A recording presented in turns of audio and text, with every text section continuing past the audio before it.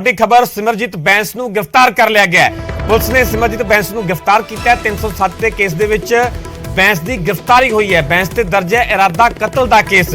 307 के केस दे विच बैंस की गिरफ्तारी हुई है। दरअसल बीते दिन बैंस ते कड़वल समर्थकों के विचकार झड़प हुई सी। गिरफ्तारी दौरान बैंस समर्थकों का हंगामा भी नजर आया।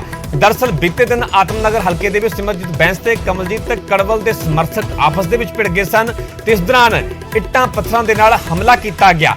गड्डियां दी बुरी तरह भंनतोड़ भी हुई, फायरिंग भी हुई। इस दौरान कई समर्थक जख्मी भी हुए। इस दे नाल ही जुड़ी हुण वड्डी अपडेट है, वड्डी खबर है कि लोक इंसाफ पार्टी के प्रधान सिमरजीत सिंह बैंस नूं पुलिस ने गिरफ्तार कर लिया। 307 के तहत इरादा कतल के धारा के तहत एक केस दर्ज किया गया है। दरअसल बीते दिन बैंस ते कड़वल के समर्थकों के विचकार जिहड़ी झड़प हुई सी, इस मामले दे विच सिमरजीत बैंस की गिरफ्तारी हुई है। तुहानूं तस्वीरां भी विखा रहे हैं जदों दरअसल पुलिस उन्होंने गिरफ्तार करने के लिए पहुंचती है। इस दौरान हंगामा भी किया जाता है बैंस के समर्थकों के वलों। आखिरकार पुलिस के वलों सिमरजीत बैंस नूं गिरफ्तार कर लिया गया। लोक इंसाफ पार्टी के प्रधान ने सिमरजीत बैंस, जे आत्मनगर हल्के की गल की जाए तो सिमरजीत सिंह बैंस खुद अपनी पार्टी वालों उम्मीदवार ने, कड़वल ਜਿਹੜੇ कि कांग्रेस पार्टी के उम्मीदवार ने। कल दोवां धिरां दे विचकार, दोवां दे समर्थकों के विचकार झड़प हुई सी, आमो सामने हुए सन दोवें धिरां, जिस तो बाद च यह हंगामा होया ते आखिरकार इस मामले दे विच सिमरजीत बैंस की गिरफ्तारी हुई है।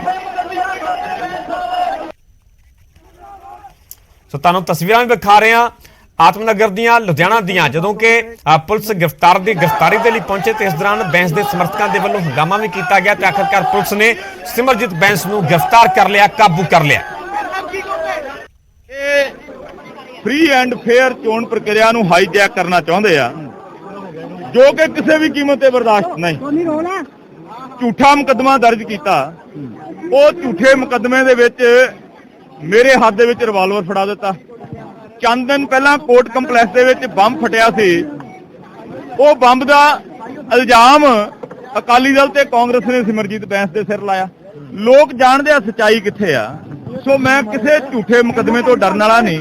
मैं इलैक्शन कमीशन ऑफ इंडिया नूं पुछदा कि ये कांग्रेस सरकार ने चोण कराउणी है जां इलैक्शन कमीशन ऑफ इंडिया ने चोण कराउणी है। असीं election campaign door to door कर रहे हैं। एक प्री प्लानड तरीके दे नाल छत दे उत्ते कोल्ड ड्रिंक दीयां बोतलां, दर्जना डाले, इट्टां बट्टे इकट्ठे कीते जाण ते उत्थे फायरिंग कीती जावे साडे वर्करां नूं डराउण वास्ते। ते रात नूं पुलिस कांग्रेसियां दे आखे लग के साडी पार्टी दे वर्करां दे उत्ते, कौंसलरां दे उत्ते जाके धाड़ां बण कंधां टप टप के उन्हां दीयां कुंडे कुंडियां पट्टे दरवाजिਆਂ दीयां।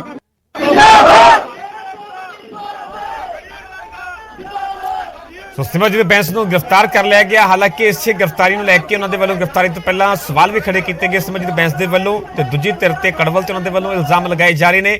पर वड्डी अपडेट है कि पुलिस ने सिमरजीत बैंस नूं गिरफ्तार कर लिया। हंगामे तो बाद सिमरजीत बैंस गिरफ्तार किए गए हैं। हालांकि इस दौरान हंगामा भी किया गया, सिमरजीत बैंस के समर्थकों के वल्लों इस गिरफ्तारी का विरोध भी किया गया, पर आखिरकार पुलिस ने सिमरजीत बैंस नूं गिरफ्तार कर लिया। बैंस ते इरादा कतल का केस दर्ज है तो 307 के केस के तहत ही बैंस की गिरफ्तारी हुई है। दरअसल कल बैंस ते कड़वल के समर्थकों के विचकार झड़प हुई सी, आमो सामने हुई सी, गड्डियां नूं नुकसान पहुंचाया गया सीगा, फायरिंग तक की खबर है तो कई समर्थक भी जख्मी हुए सन। जिस तो बाद 307 के तहत एक केस दर्ज किया जाता है बैंस के खिलाफ तो उस तो बाद पुलिस के वलों सिमरजीत बैंस नूं गिरफ्तार कर लिया गया। वड्डी अपडेट, ये वड्डी खबर, क्योंकि लुधियाना का जिहड़ा आत्मनगर हल्का है उत्थे भी सियासी अखाड़ा पूरी तरह पक्या होया। एक पासे कमलजीत कड़वल जिहड़े कि कांग्रेस पार्टी के उम्मीदवार ने तो सिमरजीत सिंह बैंस जिहड़े लोक इंसाफ पार्टी के वलों उम्मीदवार ने।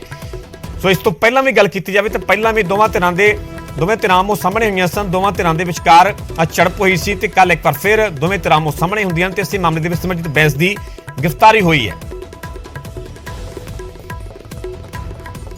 इस खबर से ज्यादा जानकारी लिए मेरे सहयोगी रोहित गौड़ जुड़े हुए हैं। रोहित, वड्डी अपडेट, सिमरजीत बैंस की गिरफ्तारी हुई है, विस्तार दे नाल जानना चाहांगे आखिरकार पूरा मामला की है, किस मामले दे विच गिरफ्तारी हुई है ते दोवां धिरां दा की कुछ दोवां धिरां दे वल्लों क्या जा रहा है? जी बिल्कुल परमिंदर, मैं दसना चाहूंगा कि लुधियाना के लोक इंसाफ पार्टी के प्रधान जो सिमरजीत सिंह बैंस है उन्होंने गिरफ्तारी हो चुकी है।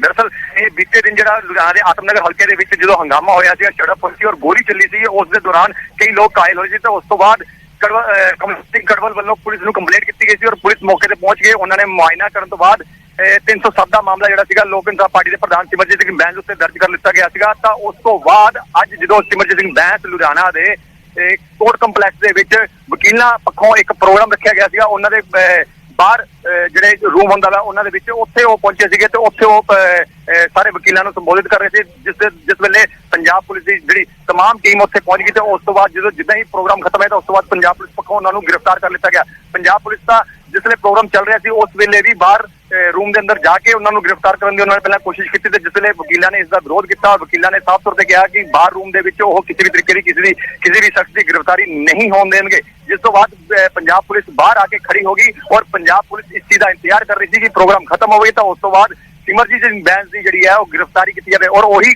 ਹੋਇਆ ਕਿ ਜਦੋਂ ਪ੍ਰੋਗਰਾਮ ਖਤਮ ਹੋਇਆ ਤਾਂ ਉਸ ਤੋਂ ਬਾਅਦ ਸਿਮਰਜੀਤ ਸਿੰਘ ਬੈਂਸ ਦੀ ਗ੍ਰਿਫਤਾਰੀ ਕਰ ਲਿੱਤੀ ਗਈ ਔਰ ਉਸ ਤੋਂ ਬਾਅਦ ਖੁਦ ਜਿਹੜੇ ADCP ਰੈਂਕ ਦੇ ਜਿਹੜੇ ਅਧਿਕਾਰੀ ਹੈਗੇ ਨੇ, SSP ਰਹਿ ਚੁੱਕੇ ਨੇ ਖੰਨਾ ਦੇ ਵਿੱਚ, ਰਵਚਰਨ ਸਿੰਘ ਬਰਾੜ ਜਿਹੜੇ ਕਿ ਇਸ ਦੇ ਇੰਚਾਰਜ ਹੈਗੇ ਨੇ ਇਸ ਵੇਲੇ ਦੇ, ਉਹਨਾਂ ਨੂੰ ਉਹਨਾਂ ਦੇ ਅਗਵਾਈ ਦੇ ਹੇਠ ਪੰਜਾਬ ਪੁਲਿਸ ਪੱਖੋਂ ਉਹਨਾਂ ਦੀ ਗ੍ਰਿਫਤਾਰੀ ਕੀਤੀ ਗਈ ਔਰ ਖੁਦ ਰਵਚਰਨ ਸਿੰਘ ਬਰਾੜ ਜਿਪਸੀ ਦੇ ਵਿੱਚ ਉਹਨਾਂ ਨੂੰ ਸਿਮਰਜੀਤ ਸਿੰਘ ਬੈਂਸ ਨੂੰ ਲਿਜਾਇਆ ਗਿਆ, ਉਸ ਦੀ ਡਰਾਈਵਰ ਬਣ ਕੇ ਉਹਨਾਂ ਨੂੰ ਲੈ ਕੇ ਗਏ ਨੇ। ਔਰ ਹੁਣ ਕਿਸ ਜਗ੍ਹਾ ਤੇ ਉਹਨਾਂ ਨੂੰ ਲੈ ਕੇ ਗਏ ਨੇ, ਕਿਸ ਜਗ੍ਹਾ ਤੇ ਉਹਨਾਂ ਨੂੰ ਰੱਖਿਆ ਜਾਊਗਾ, ਕਿਸ ਤਰੀਕੇ ਨਾਲ ਉਹਨਾਂ ਤੋਂ ਪੁੱਛਤਾਛ ਕੀਤੀ ਜਾਊਗੀ, ਇਹ ਸੂਤਰਾਂ ਤੋਂ ਹਵਾਲੇ ਤੇ ਹਜੇ ਕੁਝ ਵੀ ਪਤਾ ਨਹੀਂ ਲੱਗ ਪਾ ਰਿਹਾ ਹੈ। ਪਰ ਹਾਲ ਦੀ ਫਿਲਹਾਲ ਗ੍ਰਿਫਤਾਰੀ ਹੋ ਚੁੱਕੀ ਹੈ। ਪਰਮਿੰਦਰ ਰੋਹਿਤ, ਜੇਕਰ ਗੱਲ ਕੀਤੀ ਜਾਵੇ ਸਿਮਰਜੀਤ ਬੈਂਸ ਦੇ ਵੱਲੋਂ ਸਿੱਧੇ ਤੌਰ ਤੇ ਇਲਜ਼ਾਮ ਲਗਾਏ ਜਾ ਰਹੇ ਨੇ ਕਿ ਪ੍ਰੀ ਪਲਾਨ ਤਰੀਕੇ ਦੇ ਨਾਲ ਹਮਲਾ ਕੀਤਾ ਗਿਆ, ਸਾਜ਼ਿਸ਼ ਰਚਣ ਦੇ ਇਲਜ਼ਾਮ ਤੱਕ ਲਗਾ ਰਹੇ ਨੇ ਤੇ ਜੇਕਰ ਇਹਨਾਂ ਇਲਜ਼ਾਮਾਂ ਨੂੰ ਲੈ ਕੇ ਕਮਲਜੀਤ ਕੜਵਲ ਦਾ ਜਾਂ ਉਹਨਾਂ ਦੇ ਧਿਰ ਦਾ ਕੋਈ ਬਿਆਨ ਸਾਹਮਣੇ ਆਇਆ?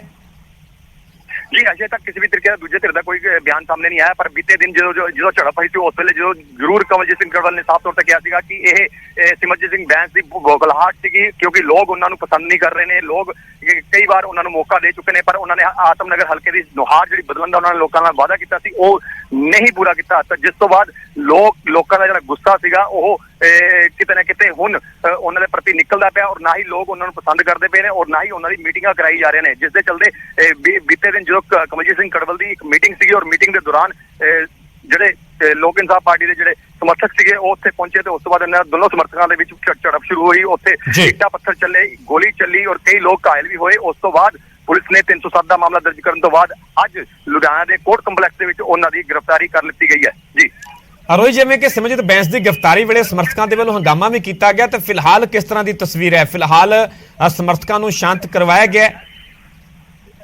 ਜੀ ਬਿਲਕੁਲ, ਜਿਹੜੇ ਸਮਰਥਕ ਸੀਗੇ ਉਹਨਾਂ ਨੂੰ ਸ਼ਾਂਤ ਕਰਾ ਦਿੱਤਾ ਗਿਆ ਹੈ। ਜਿਸ ਵੇਲੇ ਉਹਨਾਂ ਦੀ ਗ੍ਰਿਫਤਾਰੀ ਕੀਤੀ ਗਈ ਸੀ ਉਹਨਾਂ ਦੇ ਜਿਹੜੇ ਭਰਾ ਹੈ ਨੇ ਵੱਡੇ ਬਲਵਿੰਦਰ ਸਿੰਘ ਬੈਂਸ, ਉਹਨਾਂ ਨੂੰ ਵੀ ਪੁਲਿਸ ਪੱਖੋਂ ਘੜੀਸਿਆ ਗਿਆ ਵਾ, ਲੱਤਾਂ ਬਾਹਾਂ ਤੋਂ ਚੁੱਕ ਕੇ ਉਹਨਾਂ ਨੂੰ ਸਾਈਡ ਤੇ ਕੀਤਾ ਗਿਆ ਵਾ ਕਿਉਂਕਿ ਉਹ ਸੜਕ ਦੇ ਉੱਤੇ ਪੈ ਗਏ ਸੀਗੇ। ਤਾਂ ਉਹਨਾਂ ਦੇ ਕਈ ਸਮਰਥਕ ਵੀ ਉਹਨਾਂ ਦੇ ਪੰਜਾਬ ਪੁਲਿਸ ਦੀ ਜਿਹੜੀ ਜਿਸ ਜਿਪਸੀ ਦੇ ਵਿੱਚ ਉਹਨਾਂ ਨੂੰ ਲਿਜਾਇਆ ਜਾ ਰਿਹਾ ਸੀਗਾ ਉਸ ਜਿਪਸੀ ਦੇ ਅੱਗੇ ਸੜਕ ਦੇ ਉੱਤੇ ਲਿਟ ਗਏ ਸੀਗੇ ਤੇ ਉਸ ਤੋਂ ਬਾਅਦ ਪੁਲਿਸ ਨੇ ਆਪਣਾ ਬਲ ਦਾ ਪ੍ਰਯੋਗ ਕਰਦੇ ਹੋਏ ਉਹਨਾਂ ਲੋਕਾਂ ਨੂੰ ਸਾਈਡ ਤੇ ਕੀਤਾ ਔਰ ਉਸ ਤੋਂ ਬਾਅਦ ਉਹਨਾਂ ਨੂੰ ਗ੍ਰਿਫਤਾਰੀ ਕਰਕੇ ਉਹਨਾਂ ਨੂੰ ਲਿਜਾਇਆ ਗਿਆ ਵੈ ਤੇ ਹਾਲ ਦੀ ਫਿਲਹਾਲ ਉਹਨਾਂ ਤੋਂ ਹੁਣ ਪੁੱਛਤਾਛ ਕੀਤੀ ਜਾਊਗੀ, ਪੂਰੇ ਮੌਕੇ ਦੇ ਬਾਰੇ ਪੁੱਛਿਆ ਜਾਊਗਾ। ਜਦਕਿ ਅੱਜ ਸਵੇਰੇ ਜਿਹੜੇ ਬਲਵਿੰਦਰ ਬੈਂਸ ਸੀਗੇ ਉਹਨਾਂ ਪੱਖੋਂ ਲੁਧਿਆਣਾ ਦੇ ਪੁਲਿਸ ਕਮਿਸ਼ਨਰ ਨੂੰ ਇੱਕ ਐਪਲੀਕੇਸ਼ਨ ਵੀ ਦਿੱਤੀ ਗਈ ਸੀ ਤਾਂ ਉਸ ਤੋਂ ਬਾਅਦ ਉਹ ਇਸ ਪੂਰੇ ਮਾਮਲੇ ਦੀ ਇਨਕੁਆਇਰੀ ਵੀ ਕਿਹਾ ਜਾ ਰਿਹਾ ਹੈ ਸੂਤਰਾਂ ਦੇ ਹਵਾਲੇ ਤੋਂ ਕਿ ਇਨਕੁਆਇਰੀ ਵੀ ਮਾਰਕ ਹੋ ਗਈ ਸੀ ਪਰ ਉਸ ਤੋਂ ਬਾਅਦ ਉਸ ਦੇ ਬਾਵਜੂਦ ਵੀ ਉਹਨਾਂ ਦੀ ਗ੍ਰਿਫਤਾਰੀ ਕਰ ਲਈ ਗਈ ਹੈ ਤੇ ਹੁਣ ਪੂਰਾ ਮਾਮਲਾ ਕੀ ਨਿਕਲ ਕੇ ਸਾਹਮਣੇ ਦਾ ਇਹ ਆਉਣ ਵਾਲਾ ਸਮੇਂ ਦੱਸੂਗਾ। ਜੀ ਠੀਕ ਹੈ ਰੋਹਿਤ, ਫਿਲਹਾਲ ਦੀ ਪੂਰੀ ਜਾਣਕਾਰੀ ਤੁਹਾਡਾ ਬਹੁਤ ਬਹੁਤ ਧੰਨਵਾਦ। ਸੋ ਵੱਡੀ ਖਬਰ ਹੈ, ਸਿਮਰਜੀਤ ਬੈਂਸ ਦੀ ਗ੍ਰਿਫਤਾਰੀ ਹੋਈ ਹੈ, ਪੁਲਿਸ ਨੇ ਸਿਮਰਜੀਤ ਬੈਂਸ ਨੂੰ ਗ੍ਰਿਫਤਾਰ ਕਰ ਲਿਆ ਹੈ। ਸਮਰਥਕਾਂ ਨੇ ਗ੍ਰਿਫਤਾਰੀ ਦਾ ਹਾਲਾਂਕਿ ਜ਼ੋਰਦਾਰ ਵਿਰੋਧ ਵੀ ਕੀਤਾ,